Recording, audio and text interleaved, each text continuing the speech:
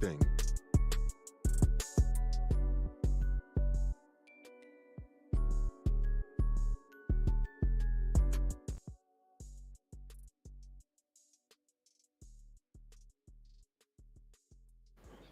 All right. My bad. Shit like that.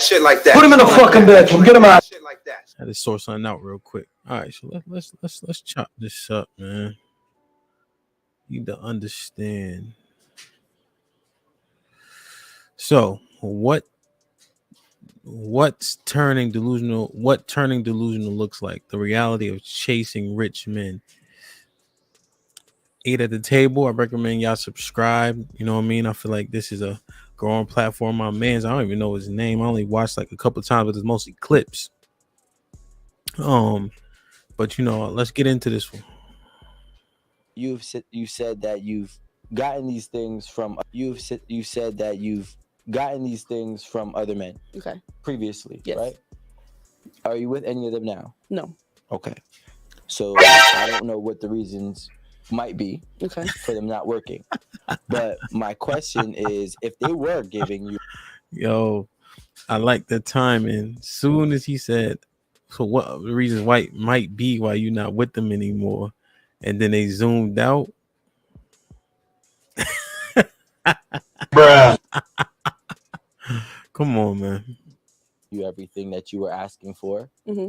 Well, why didn't you keep them? So every situation is different, but several of the guys that I've dated in the past, our core fundamental values weren't aligned. And because of that, it just wouldn't have worked out long term. And I feel like those things are more important and very important when you get past the dating phase, and if the main thing, if he's like a certain type of way that you're looking for, it comes down to okay, can I build a life with this man? Can I have children with this man? Can I see myself long term with this man? Do our values line up? And if it doesn't make sense to keep going. So, okay, we're going down the road, just letting you know. Okay. So what are the values, the core values that you're seeking and realistically, want for your spouse to have? I want him to be a family man. He wants to, have children. He wants to have a family. I mean, she's right. She's saying that the superficial shit no longer mattered, and then their core values didn't line up. So now I agree with that. So far, so good, I guess. You know what I mean? And her core values landed. You know what I mean? So, oh no, I think she's about to go through them now. Let's see. Family. He has a relationship with God. He, we vibe. He makes me laugh. We have chemistry. We enjoy each other's company. He is a provider, a protector. He's always dating me, pursuing me. He's always doing things that make a relationship, last longer than just if you just stop putting into the effort. So I guess I hope she got a great personality, man.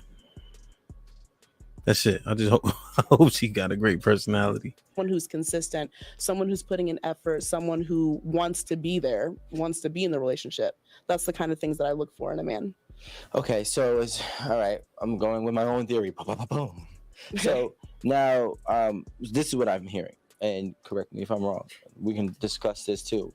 This is where I think sometimes the delusion sets in, is when your core values is really what you want, because you've had not you specifically. I'm just speaking in general, right? The core values is really what people are looking for to sustain a long-term relationship, but they're leading with the tangibles that are technically, subjective.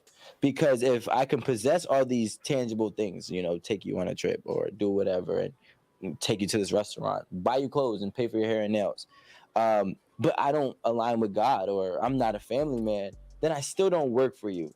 So I think what we got to do, and people who are in this spot, in this place where... Well, the key is she didn't say all of it was necessarily non-negotiable, but she does want the core values to align. Did she mean every single one? Because his point is valid if she meant every single one, but I doubt that people assume that everybody's going to meet every single core value. Now, I guess if it's core, then it should be non-negotiable. But some things aren't as important as others. Let's go. Everyone is using the social media to kind of, showcase who they are. Is be more in depth with who you are, right? Because if I say, hey, you know what? I want a woman who is a good motherly woman for kids, and she's family oriented, and such and such. Mhm.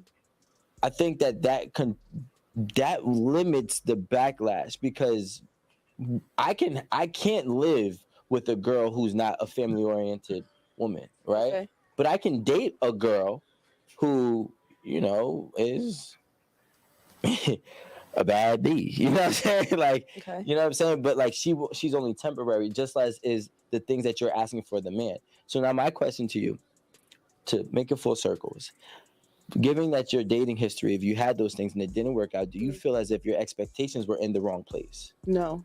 Okay. And I don't think so, because it She why all blue though?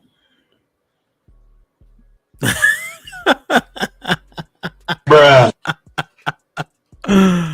eventually the man that I end up with, the man that I marry, will be able to fulfill those requirements. So See, this the shit that I hate hearing. Fulfill those requirements. Also, everything was me, date me, this, that, and the third. Now I get what she wants. So I guess that makes sense. But this whole like you hiring somebody, I feel like that's the wrong path to go. I don't know. Let's go. I feel like I'm wasting a man's time if he doesn't agree with it.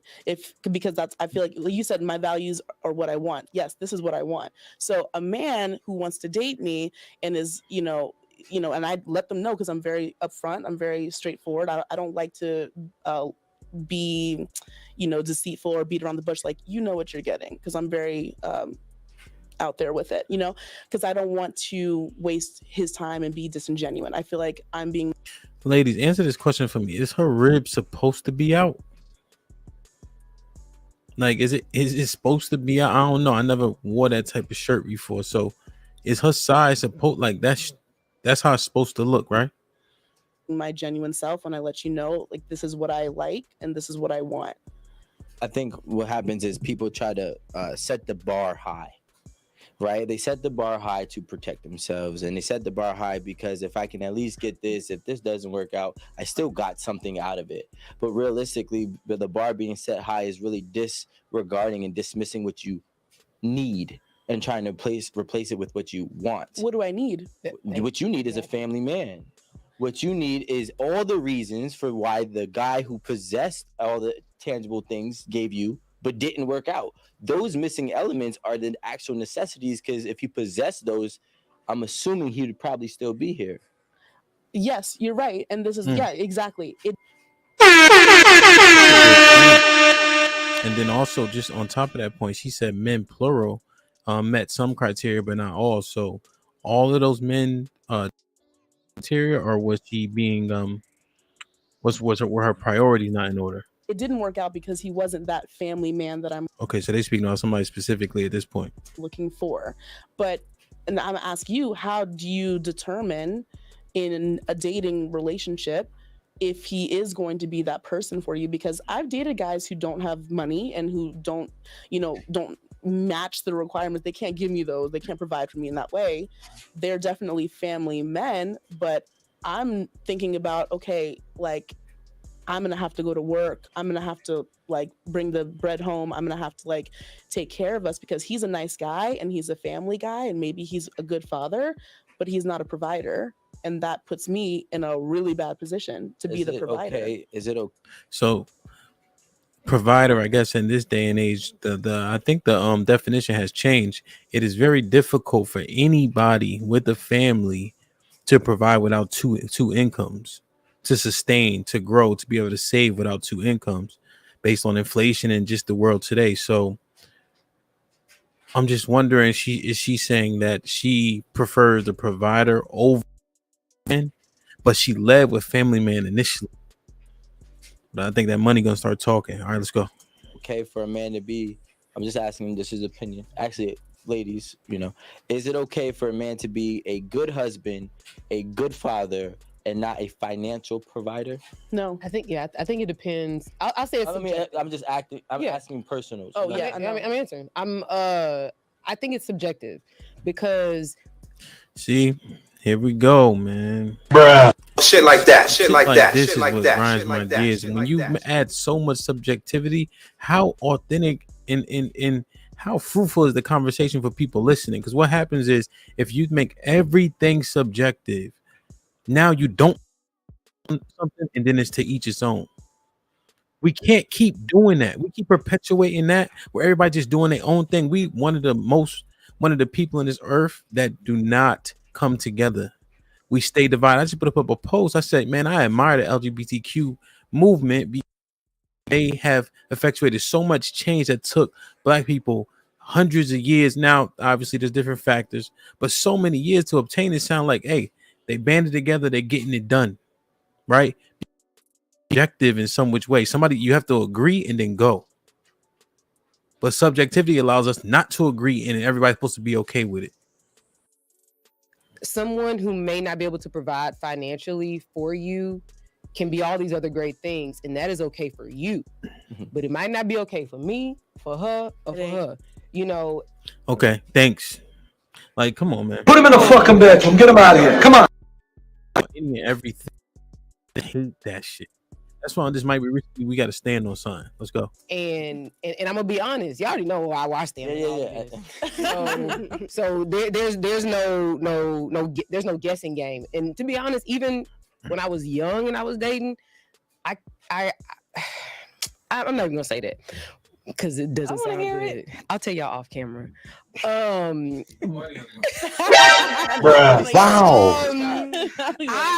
Scary ass.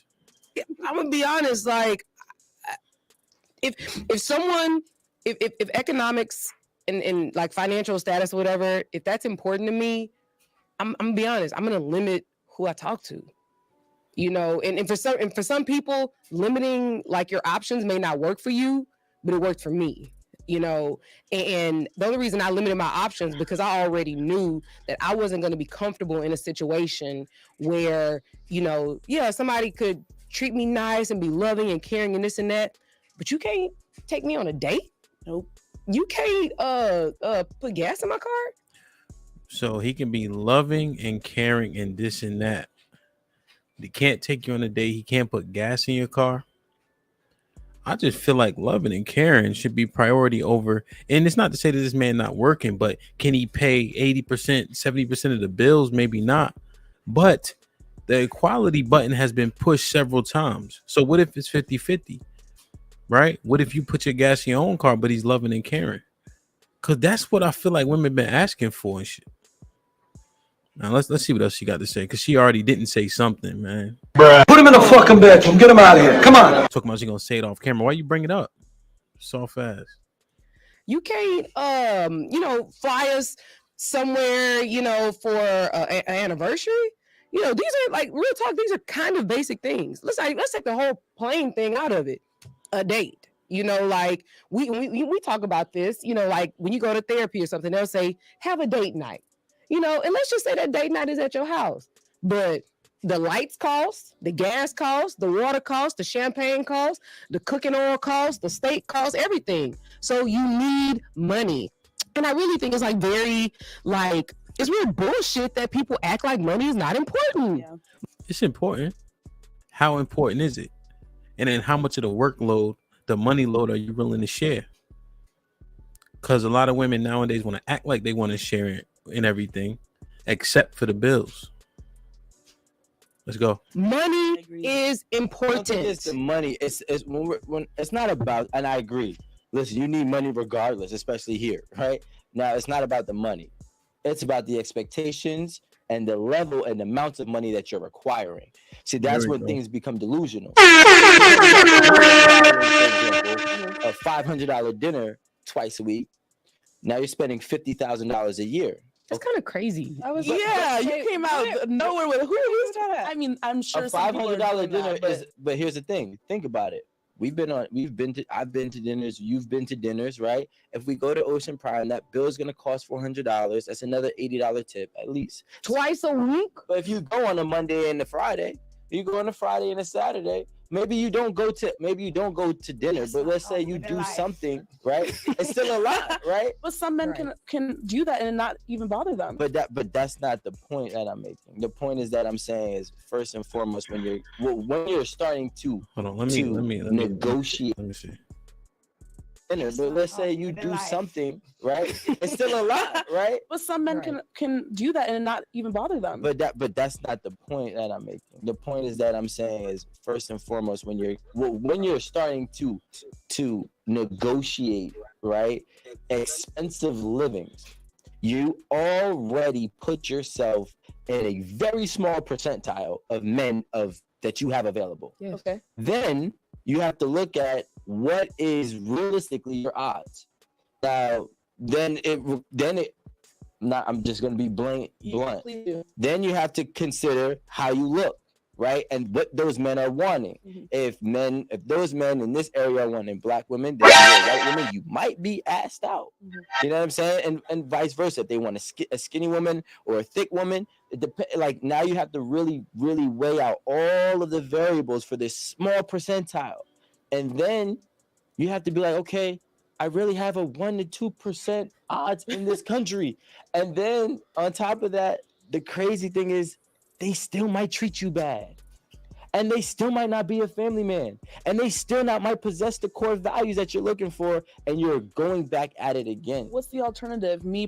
So the brother made a good point. And he tried to be diplomatic, but he did say it. So I appreciate that, man. Shit like that. Shit like that. Shit like that. So shit like that. how you look, and then you chasing this very small pool of men, and then your aesthetic is going to matter a whole lot. Arguably the most to that man. And then he can still treat you like shit, but at least he has money. But he might not have all those other values. But money has seemed to be made it to the precipice. And hey, rightfully so, I guess, right? Provisions matter the most to women. It sounds like from what I'm hearing right here. But let's see what else you're going to say. Let's go. Providing for my family, busting my ass at work to try to make the bills and take care of the kids, and while he does what? Sit at home? Like, No. What's the alternative here? Because I'm not willing. I'm not willing to do that. I just feel like my life would be harder if I did that. If I just decided, okay, I'm just gonna take this guy because he's a cool dude, and like, you know, he doesn't have money. I'm gonna have to come with the money, but he's a great guy. That puts a lot of. Are they saying boy not working? He got to be working. Stress on me, and that makes me have to walk into my masculine the whole rest of my life. I got to be the man. How much money is good enough for you? And I'm gonna tell you how delusional we are. I actually think. Hold on, before you answer, I don't even think that it's a dollar amount. I think is what you bring in, how you manage your money, how you spend your money. I'm gonna drop the link in the chat. Anybody want to join once I finish? We only got a few minutes. If somebody got some other ideas or opinions regarding this video, Which I feel like we're going back to the point of just being able to provide. So, like Aaron said, it's not the dollar amount, but it's like whatever you have with whatever dollar amount you bring. Listen, what are you doing? You want to argue semantics? Because we could do that. Because I can say right now, do all three of you are willing to live in an 800 square foot apartment the rest of your life? In what city? In Brooklyn. See, Brooklyn isn't even a part of my life. It would never be. I'm so just it's not saying. even No. Here's the thing. We can argue semantics. You just asked a question. In what city? And then you dismiss the city. See, that's playing games. He's right. Because he put a city, right, where 800 square foot apartment might make sense. But also you got to have some money to live in that 800 square foot apartment in Brooklyn. See, she didn't take the entire perspective. She's just talking about Brooklyn isn't a thing for me. Shut up. And then and thank you for being genuine. We can argue semantics, but when you want to talk about it, no woman is saying, hey, look, I'm willing to. Now I'm going to say no. A lot of women are not saying, hey, I want to be in an 800 square foot apartment because he provides all the bills for that, and it's only $2,000 a month. But listen to this. So now my no, wait, because I want to get to the question. You paused. I didn't know. I got you. I want to get to this question because I want to be real. So how much money is enough for you? It depends on how many kids we have, but okay. It depends on. Let's give 0 for right now. Unless if you have kids right now. Whatever your current I'm single with no kids. If anybody's wondering. Yeah. So no. We're not. I'm on the market. I have no ring on this finger. Wow. Just putting that out there. My DMs are open. That's gonna be your thumbnail. So right now he has to make 6 figures. He has to make over 100,000. So 112. Is that cool? So after taxes, what I want men to do is Yo. Let me I gotta make sure I put her on the screen. Hold on. Let me see. You said that you've got. Where is she? To keep going. All right. Please understand this. $100,000 threshold is still 10% of men. I doubt that these women are dating outside their race because most black women don't. I think the stat is 93% do not. So 10% of men. And then you cut that 10% into what? 3% being black. So it's just unrealistic that every single woman out here is gonna find some man that's making over 100,000. Right? What's the average income for black men is 40? I think it's 44,000. So this delusion, right? It gotta come into a right frame of reference. Because it's not making sense. So you got all this criteria that you want to check. But the man that makes 100,000, he got to be disciplined too. So let's keep it a buck, right? Look at homegirl. She seemed okay. Like she seemed like how a black woman was seen being average. But she kind of heavy though. So one is the top 10% man, right? Looking for a heavy set woman? Is it possible? Yeah. Is it probable? No. Because he got more options. Because like they just portrayed, the money matters. The money matters a lot. And so if all women have similar criteria, right? And his money is put at the top of his totem pole, why would he pick her? Right? Why would he pick her? She seemed humble enough. You know what I mean? I think she thinks she more fly than what she actually is, but she seemed humble enough. But one thing that men do care about for women is their aesthetic. That might be the top of the totem pole. See, weight on a woman, right? It could be some hereditary effects, genetic effects, so on and so forth.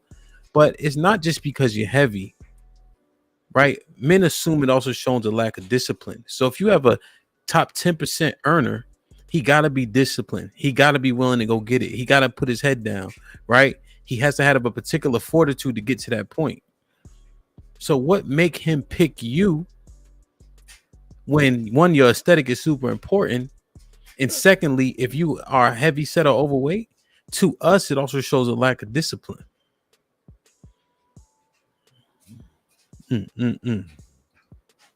My man Joe, shout out to DJ Bully in the building. And when did anyone ever tell someone how much they make after taxes? Nobody asked that question. Even when you buy your house right now, debt to income ratio, of course, but generally speaking, everybody speaks in the gross, right? So if 112,000, she like after taxes. You already said he got to make 6 figures, so that's 100K.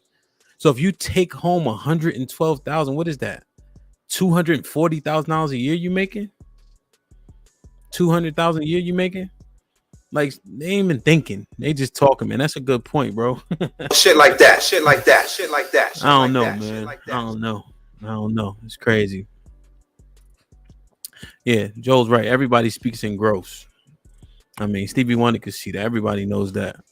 When you're buying a car, when you're doing this, they ask you for your gross income, right? Because everybody's expenses are so much different. Even if you gave, the net off your check, it's just too many factors. So we just want to know how valuable are you? How much were they willing to pay you? When you're going into different places to get a loan or a car loan, so on and so forth. But the delusion comes when women, right? You don't meet that just standard criteria for most men, let alone top 10% men. And I think the key is, if you look at the poll question I put in the chat, it said, are men responsible for women thinking that they better than what they are? And the answer is yes, because women tie us want to have sex with them as them being attractive, when the truth is cats be just hitting anything, right? Especially depending on your age, depending on what time of day it is or at night, right? Him trying to have sex you don't even mean that he even got to be attracted to you. But women think because men want to have sex with them, they are attractive. And that's the thing that we kind of need you guys got to thoroughly understand. Like, sex don't really mean shit to men overall. There's some exceptions, of course, but overall, it don't mean much in terms of just trying to get your nut off. And so you got Smurf up here. At 3 a.m., she might be getting phone calls, but I bet you she's not getting as many phone calls. The other girl was a little bit cuter.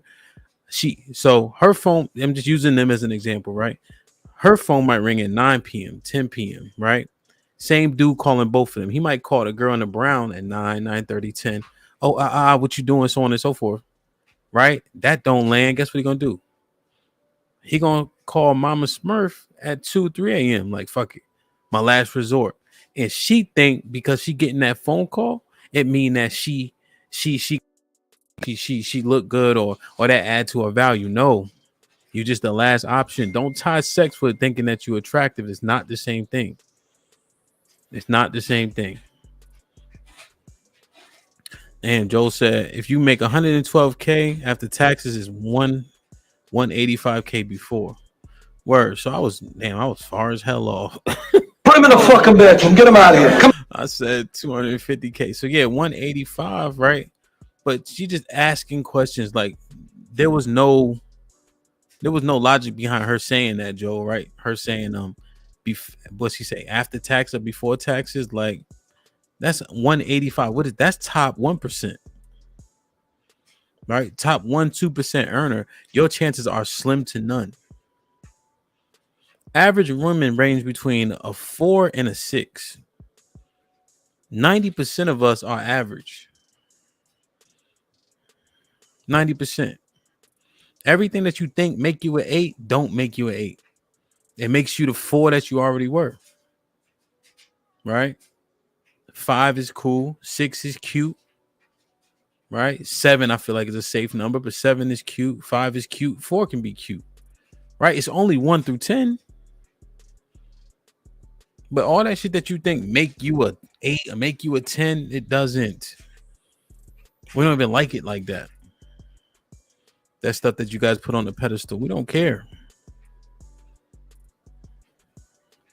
Joel said, I doubt she knows how much 112,000 is after taxes. Oh, that's a fact. Bro, I don't even know what I bring home after tax. Maybe I should. But things like, you look at your gross, and that's what you even negotiate, right? To Joel's point, you negotiate the gross. You ask for 120,000, 130,000, 140,000.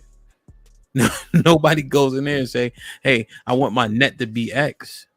We all say, hey, my gross salary, I would like it to be 100 and whatever it's going to be a year. But the truth is, nobody's even going in there saying it's going to be 100 and whatever it's going to be a year. Because the average black man is making $40,000, $20 an hour. In most parts of the country, I would say most, you might be able to live decently. DC, California, New York. I think Atlanta still might be kind of affordable. Maybe not. Somebody can correct me if I'm wrong. It's tough. I saw this graph. It said you have to make, if you make minimum wage in DC, I think it was like $15. I think they predicated it on. You have to work like 120 hours a week to get above the poverty line. And so I get it. It's a concern, but the average man is making 40 G's.